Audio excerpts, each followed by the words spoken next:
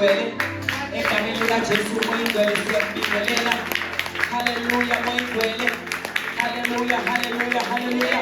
Kathi indawo yakho gadashe. Haleboshanda menda lahuza lamaya shina mahunda limawesaya apa baba hula mahanda hula baboseya hula mahande bebe hosianda. Glory to the Lamb, glory to the Lamb. Hallelujah. Bazalwane, without wasting any further time, ngicela ukubonga ukuthi nikhonze la ekhaya. Hallelujah. Ngicela ukuthi ngibonge uNkulunkulu ngani ukuthi nikhonze eKing Jesus. Ngicela izandla ngalo. Ngicela ukubonga kakhulu ukubekezela kwenu. Ngicela ukubonga kakhulu ukubekezela kwenu bazalwane. Ngicela nishayele izandla. Ngicela ukubonga ukusebenza kwenu, especially i-worship team, abashaya insimbi, abakhuleki. Ngicela ukubonga kakhulu kubakhuleki.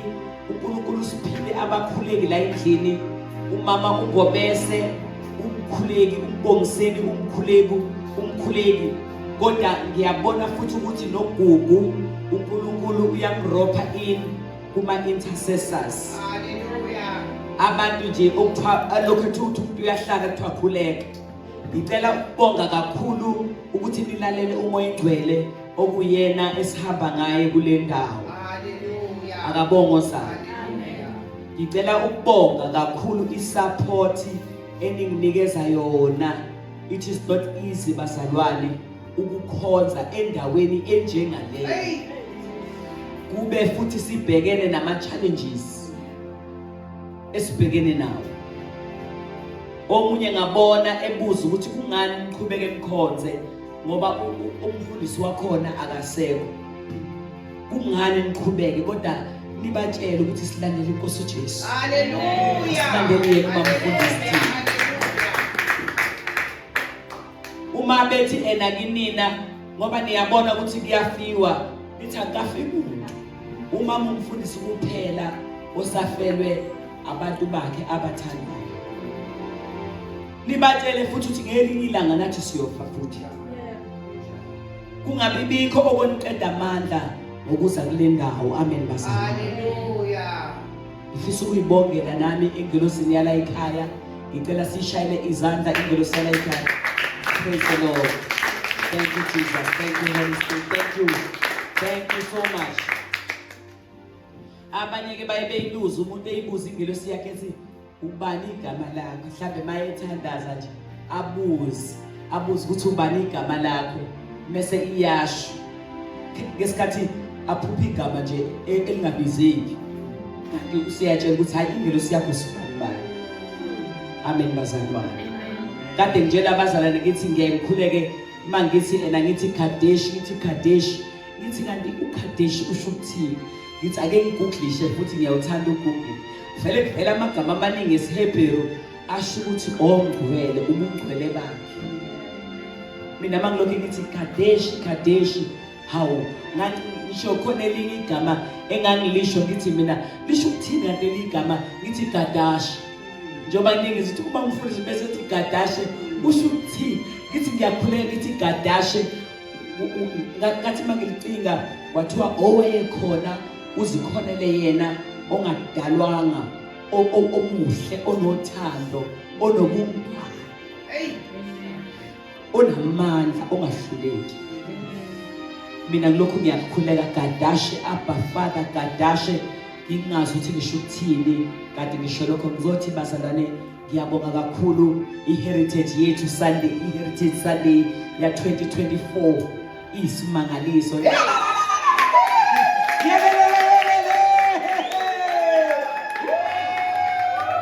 Akekho fana noJesu. Glory to God.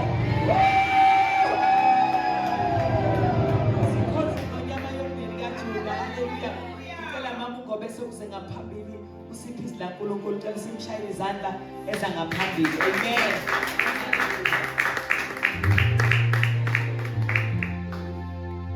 Uyinkosi ephakeme uyinkosi ephakeme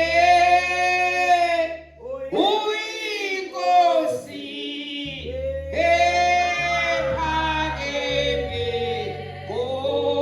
Nkosini sephezulu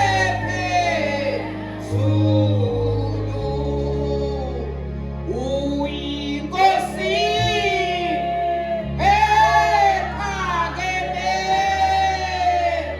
uyinkosi ephakeme uyinkosi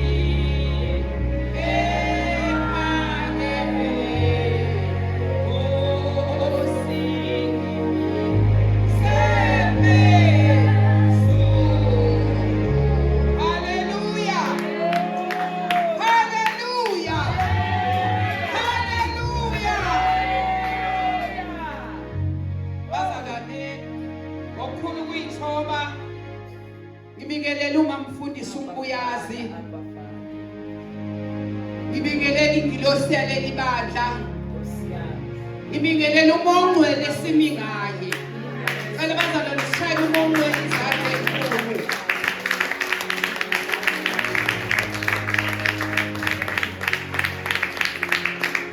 Hallelujah! Hallelujah! Jesus! Jesus! Jesus! Siyabonga bazalwane. Cela nje uthatha leli thuba ngingakayezwi lenkosi ngibonge bazalwane. Nami enhlizweni yami kusho njalo kuthi angibonge. Ngibonge bazalwane uma Mbuyazi. Ngibonge ukuphikelela. Ngibonge bazalwane ukusiqinisa. Bazalwane ngingakayezwi lenkosi kunesibonakaliso uNkulunkulu awasiveza kimi. Njengoba bekunale nkonzo besina kusukela Friday. uMongcwele bazalwane kunento angikhombise yona. Ngiyathi mangibheka bazalwane ngathuthumela. Kwaphela ubuthongo kwangabo 2 isikhathi ngabuka isikhathi ngabuthola ngabo 2 Friday. uNkulunkulu bazalwane engikhombisa la endlini abazalwane begcwele. Kukhonzwa.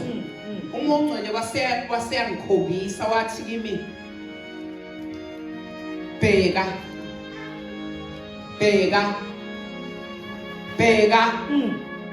bazalwane ngathi mangibheka uMongcwele wangenisa abafana abafishanyana abancane.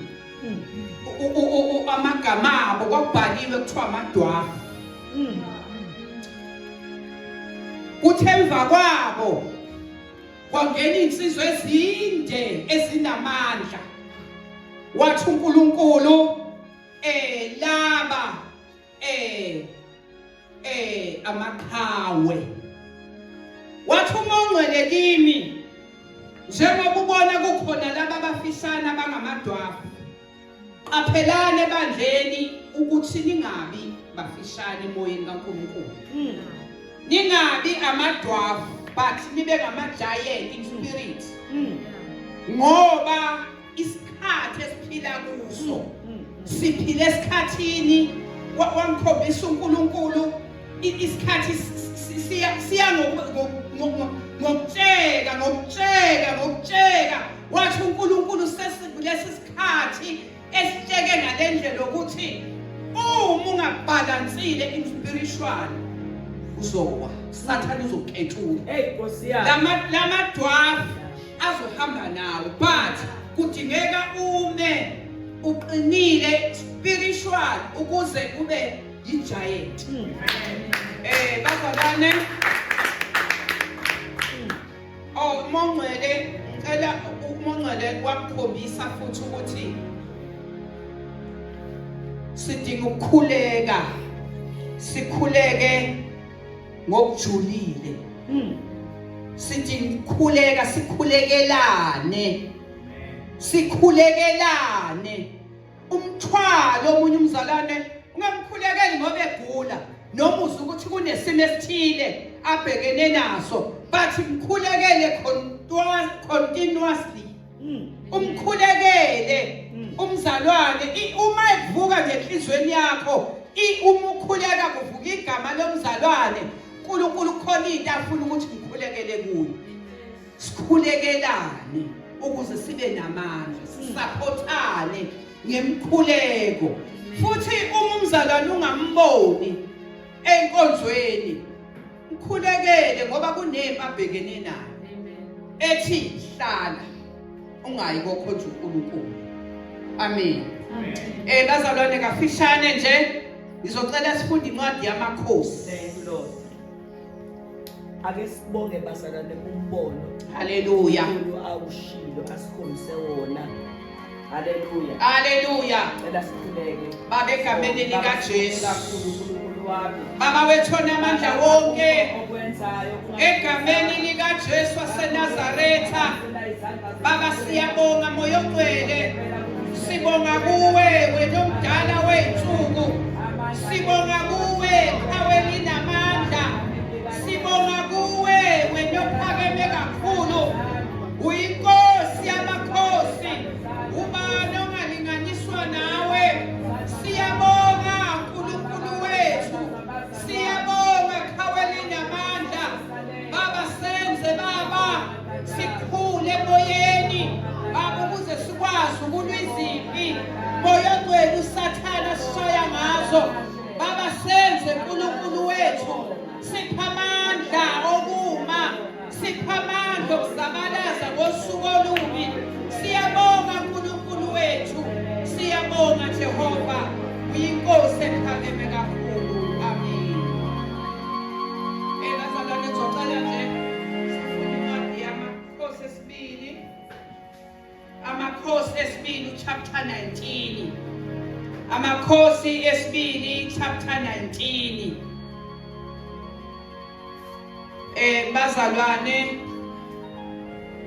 kufundeka kanje sizoqala ukufunda uverse 14 amakhosi esibili chapter 19 ivesi nje soqala ukufunda ngizocela nje ukwafunda wonke lamavesi u14 ngize ngigcine ku19 ngoba indaba yami uNkulunkulu ayimbulile ngalencwadi udingeka ukuba ngiyifunde yonke uHezekiya wayamukela incwadi esandleni sezithunywa wayifunda uHezekiya wayisenyukela endlini kaJehova wayeneka phambi kukaJehova uHezekiya wakhuleka phambi kukaNkulunkulu wathi Jehova uNkulunkulu kaIsrayeli ohlezi phezu kwamakerubi wena uNkulunkulu wena wedwa wemibuso yonke yomhlaba wena wenzile izulu nomhlaba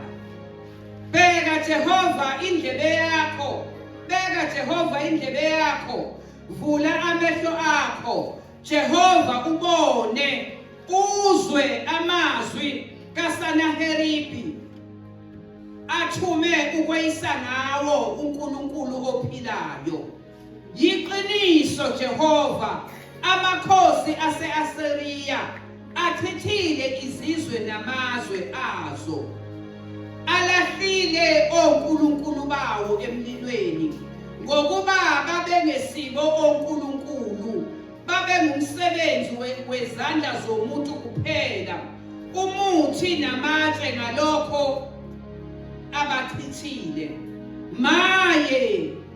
manje Jehova uNkulunkulu wethu ake usindise esandleni sakhe ukuba yonke imibuso yomhlaba yazi ukuthi wena Jehova uNkulunkulu yebo wena wedwa baba wethu namandla wonke isewe inkosi yethu Jesu Kristu izwi lakho leli uNkulunkulu wethu ukhuluma ngalo baba liphefumulelwe nguwe uNkulunkulu wethu omuhle ukuze nathi namuhla silizwe baba makuthi lona loyo babolilalele umongcwele uNkulunkulu wethu ehlewenyuka babuvula indlebe zethu babuhlakula inhliziyo yethu thulisa ingqondo yethu baba wethu uze silizwe kahle izwi lakho In Jesus' mighty name, amen.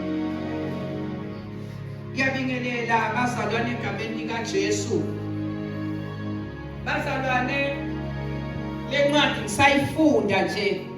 Ngihleli ngifunda ngikhuleka kuMongcwele wayambula ukuthi le ndoda eHezekiya lithi zikaNkulunkulu uHezekiya kwakumprofethi kaNkulunkulu, umprofethi wayebizwe uNkulunkulu. Lithi wabe sethola incwadi, bazalwane, incwadi eyayibhaliwe. Lithi wayifunda uHezekiya wasenyukela endlini kaJehova wayineka incwadi. Bazalwane, bazalwane, kwangenzeka uHezekiya ayifunda incwadi ayithatha ayibeke lapha. Kodwa lithi zikaNkulunkulu wathi ngayifunda waseneka, wayineka endlini kaJehova. Zingakanani izinto esihlangana nazo, zingakanani izinto esizwayo okudingeka ukuba siye endlini kaJehova siyozeneka ukuze impendulo iqhamuke kuJehova. Ngiyamthanda uHezekiya ukuthi esayifundile incwadi waye endlini kaJehova. Okusho ukuthi kubalulekile ukuthi konke sikwenzayo nesikuzwayo nesikubonayo ngoba kusuka thina kusixaka noma kusinda bese siye endlini kaJehova. uHezekiya isizathu esebenza ukuthi le ncwadi ayise lapha, wathi mayayifunda kwakhona izinto angayiqondi, kwakhona izinto angayi-understandi. NjengoHezekiya wabona ukuthi no, leti ngaphezu kwami, wayidlulisela kumnikazi womqaqo oyinkinga, wayidlulisela kuJehova. Lithi izwi kaNkulunkulu uHezekiya wakhuleka phambi kaJehova, wathi Jehova Nkulunkulu ka-Israyeli ohlezi phezu kwamakherubhi, wena uNkulunkulu wena wedwa nemibuso yonke yomhlaba, wenzile izulu nomhlaba. Beka indlebe yakho uzwe, uvule amehlo akho Jehova, ubone amazwi kaSanaheribhu athume ukweyisa ngawo uNkulunkulu ophilayo. Bazalwane, kunabantu abakhuluma izinto ezigxeka uNkulunkulu wethu. Kunabantu abakhuluma izinto endlebeni zethu begxeka thina ngokukhonza kwethu. Bazalwane, thina sinayo impendulo. Thina kwethu ukuya nabo kuNkulunkulu. uHezekiya uya nale ncwadi ebhalwe uSanaheribhu. Uthi le ncwadi ibhalwe ukweyisa uNkulunkulu wethu ophilayo. Uthi Jehova vula amehlo akho, uvule indlebe zakho. Bazalwane, uNkulunkulu wethu uyatshelwa izinto kufanele esicelayo kuye ukuthi asenzele zona. uHezekiya ngaleso sikhathi wayeyinkosi, wayengathumela amabutho ayomlanda uSanaheribhu ukuthi uSanaheribhu usekhulume kabi ngoNkulunkulu. Kodwa sibona uHezekiya uye endlini kaNkulunkulu uyoneka incwadi. Ziningi izinto endleleni ezisivukelayo. Thina kwethu bazalwane ukuthi thina siye kuNkulunkulu simtshele, sixoxe noNkulunkulu njengale ndoda uHezekiya. Uthi Jehova vula amehlo akho ukubone ukuthi kwenzakalani emhlabeni, uvule neindlebe zakho ukuze ulalele. uHezekiya sibona eyeka yonke into wayengaba nayo, amandla wayenawe wanikile, kodwa wazi ukuthi yena ngeke abe namandla phezu kwalolu daba. Waseya kuNkulunkulu bazalwane.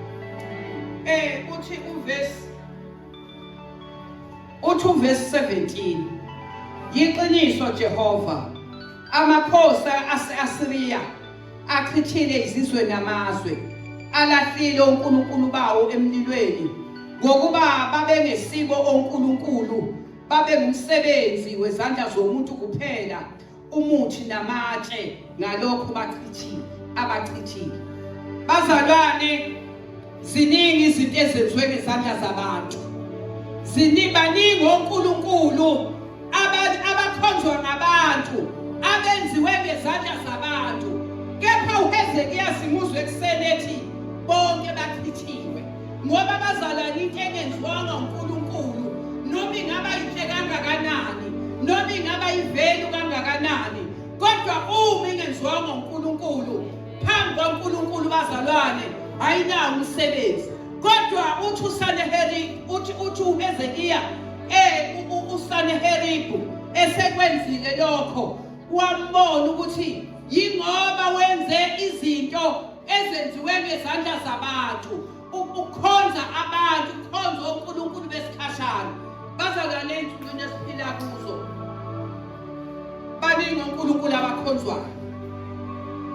Ekudala ngey'khathi zoHezekiya, abantu babakha imithi, bakha amatshe, bakha amacici, bawenza ithole, benze zonke izinto. Kodwa kulezi insuku sibona abantu bakhonza uNkulunkulu abahamba ngey'nyawo emhlabeni, bakhonza ama-althare esikhashana, bakhuleka ey'ntweni ey'dlulayo.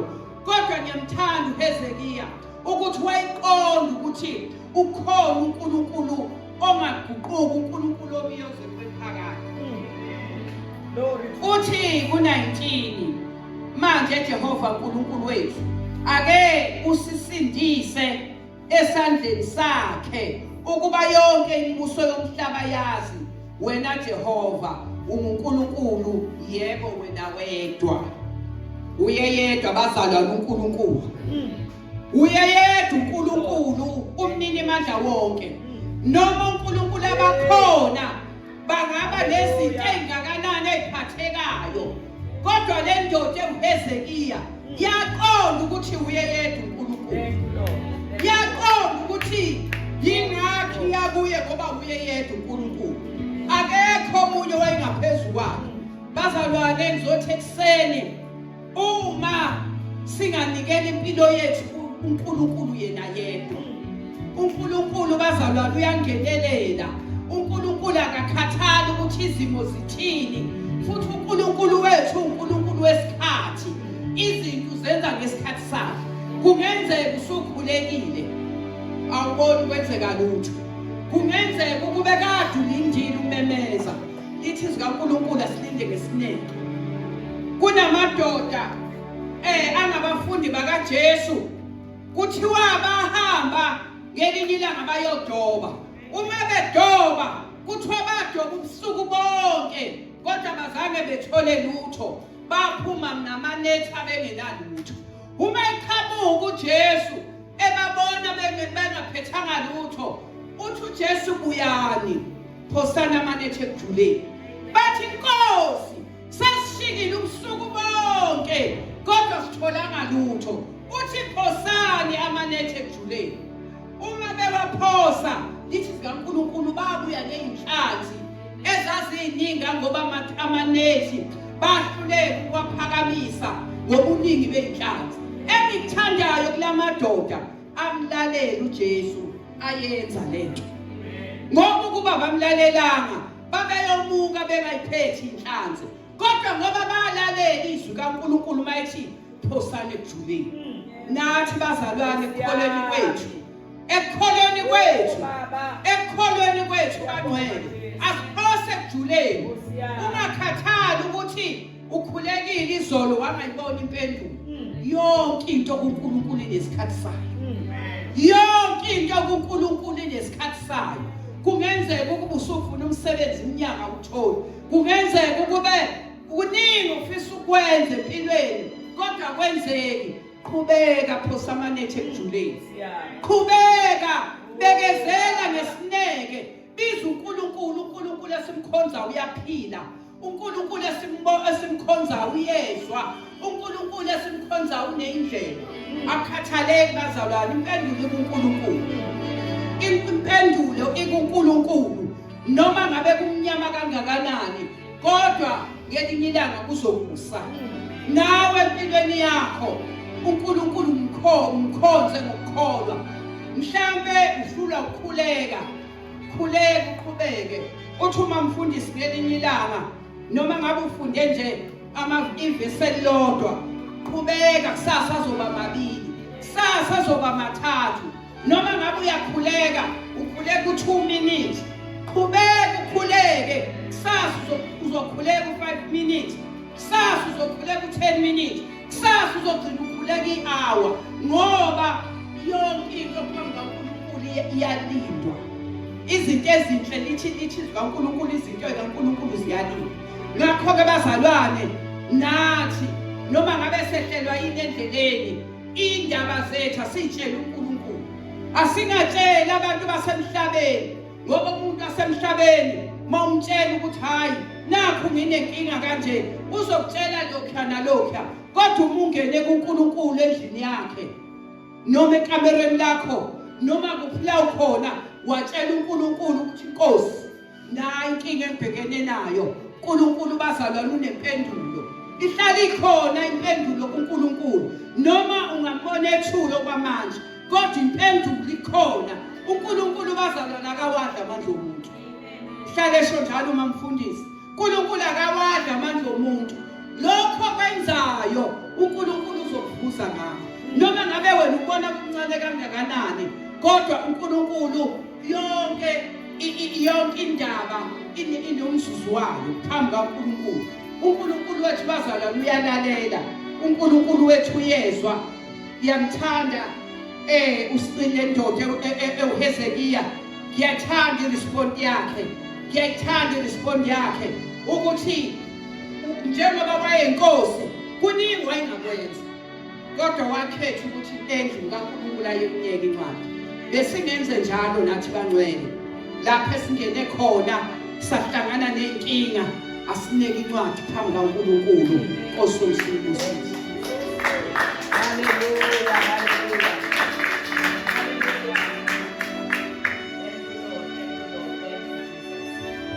Siyamethemba. Cela siphakame bazalwane. Siyamethemba wasekhaya. Siyamethemba. Siyamethemba.